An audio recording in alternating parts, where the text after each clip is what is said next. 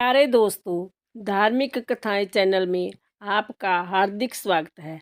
आज मैं अपनी वीडियो में आपको राम कथा सुनाने जा रही हूँ। प्यारे दोस्तों, यदि आपने मेरा चैनल धार्मिक कथाएं लाइक और सब्सक्राइब नहीं किया तो ज़रूर करें। बेल आइकन दबाना ना भूलें ताकि आने वाली सभी वीडियोज़ की जानकारी आपको सबसे पहले हो सके। वीडियो को पूरी सुने। सुनने के बाद कमेंट बॉक्स में जय श्री राम लिखना ना भूलें। कथा। भगवान श्री राम, लक्ष्मण और सीता जी पिता दशरथ जी की आज्ञा पालन करने के लिए वनवास चले। रास्ते में सारे तीर्थ गंगा, जमुना, गोमती वगैरह में तर्पण किया। वन में फल फूल कंदमूल खाकर जीवन व्यतीत करते थे। एक दिन राम जी आज्ञा से लक्ष्मण जी कंदमूल तोड़कर लाए और सीता जी के आगे रख दिए। सीता जी ने उनकी 4 पत्तलें बनाई। लक्ष्मण जी पूछने लगे, माता जी आपने 4 पत्तल किस लिए बनाई है? माता जी बोली, एक पत्तल राम जी की, एक पत्तल लक्ष्मण जी की, एक पत्तल गौ माता की और एक पत्तल सीता जी की। राम और लक्ष्मण जी ने अपनी अपनी पत्तलें उठा ली और एक गौ माता के आगे रख दी। सीता जी ने अपनी पत्तल नहीं उठाई और ना ही गौ माता ने। राम जी ने सीता जी से पूछा कि आपने फलीहार क्यों नहीं किया? तब सीता जी ने कहा कि मेरा तो राम कथा कहने का नियम है। राम कथा कहने से पहले मैं फलहार नहीं करूँगी। तब राम जी ने कहा कि राम कथा मुझे सुनाओ।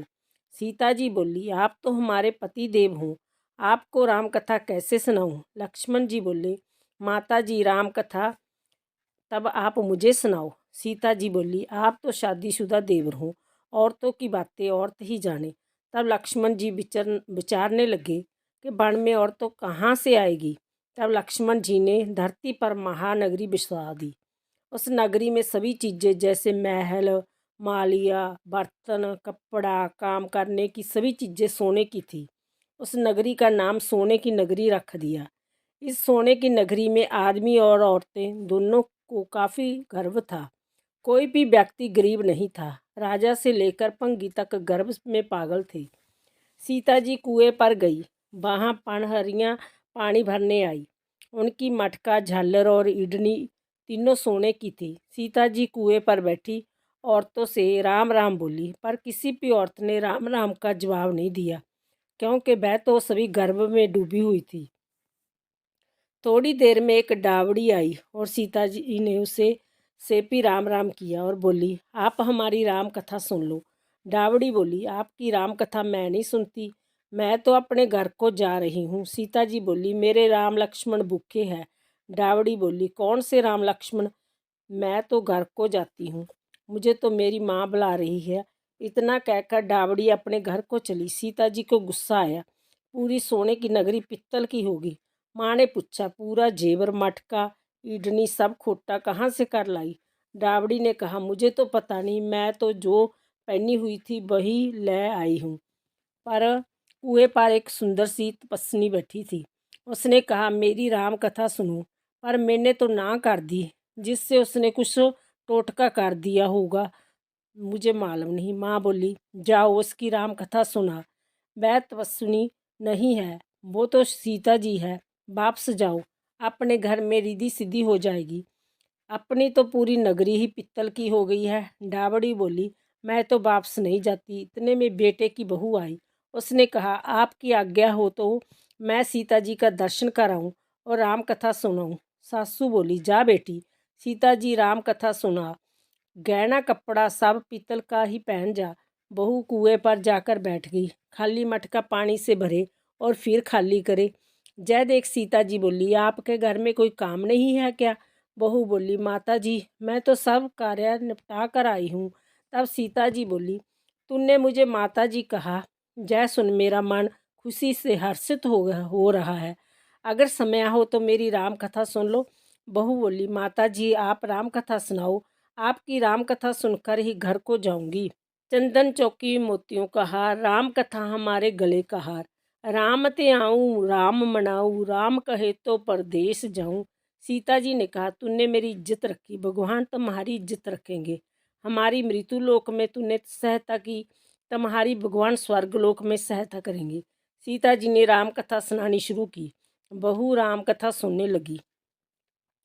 आओ राम बैठो राम, जल पर झारी लाई राम, किक्कर की दातन लाई राम, ठंडा जल पर लाई राम, सब परिवार पधारो राम, चुगला टोपी पहनो राम, कड़ा कलांगी पहनो राम, मक्खन मिश्री लाई राम, मक्खन मिश्री खाओ राम, स्वर्ण सुहासन लाई राम, स्वर्ण सुहासन बराजो राम, झल टकोरा लाई राम, झल टकोरा बजाऊ राम, शंख धमनी लाई राम, झुक झुक पाव लागू राम, निरखता रोमन मोहे राम, शरण अपनी लै लो राम, दूध कटोरा लाई राम, सीता चरण दबाए राम, सुखवर सेज सोए राम, चालर पंखा ढोले राम, हमें राम तुम्हें राम, रोम रोम में बसो श्री राम, घट घट में विराजो राम, मुख में तुलसी बोले राम, खाली बैठे क्या काम, जब बोले जब राम ही राम, बोले पंछी राम ही राम, पूर्ण होए सब काम, मेवा चिरंजी लाई राम, रुच रुच भोग लगाओ राम, खट्टा मिठा चखो राम,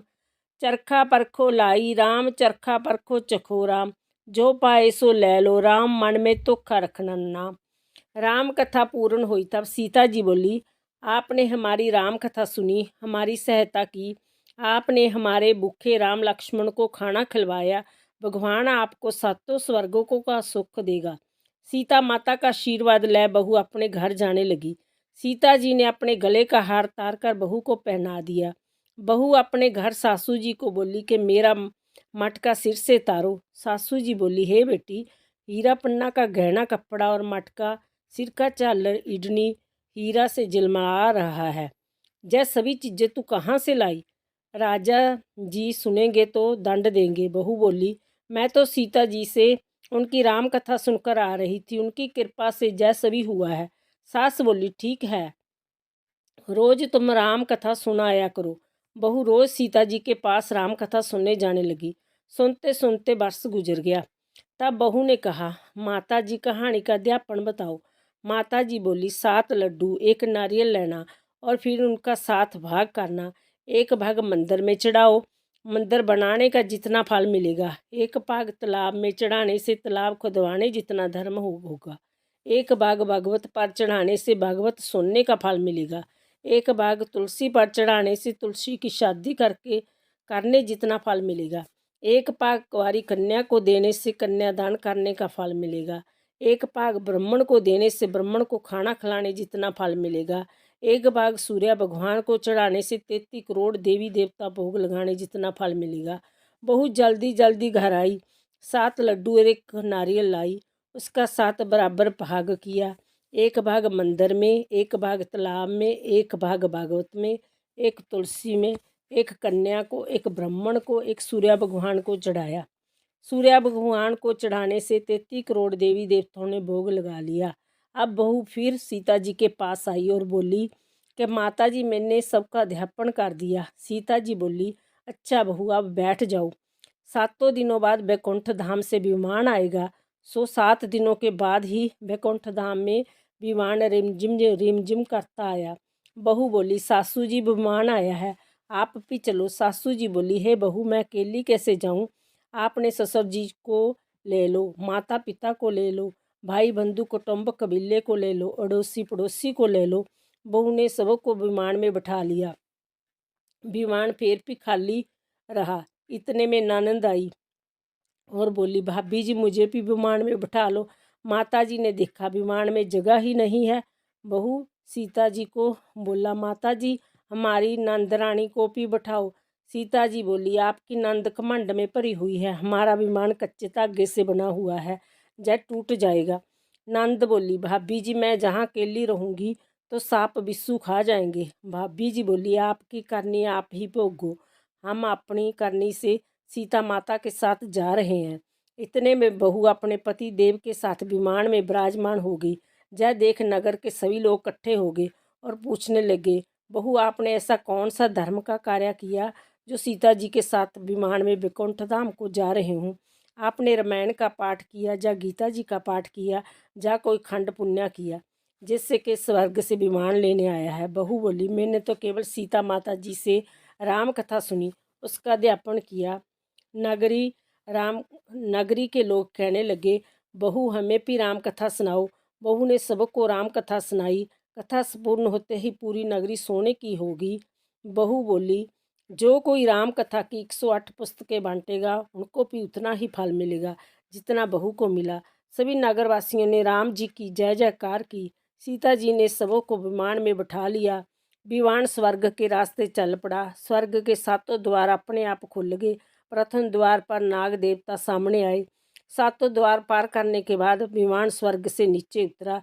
33 करोड़ देवी देवता बहू से पूछने लगे, तुमने ऐसा कौन सा पुण्य का कार्य किया जिसके स्वर्ग के सातों द्वार पार करके हमारे पास आई हूँ। बहू बोली, मैंने तो सीता माता जी से राम कथा सुनी, उसका अध्यापन किया। 33 करोड़ देवी देवता बोले, हमें भी राम कथा सुनाओ। बहू ने सबको राम कथा सुनाई। बहू ने कहा, राम त्याऊँ राम मनाऊँ, राम कहे तो परदेश जाऊँ। सभी देवी देवता सीता माता की जय जयकार करने लगे। आप भी सब मिलकर बोलो, जय श्री राम, जय श्री राम, सीता माता की जय।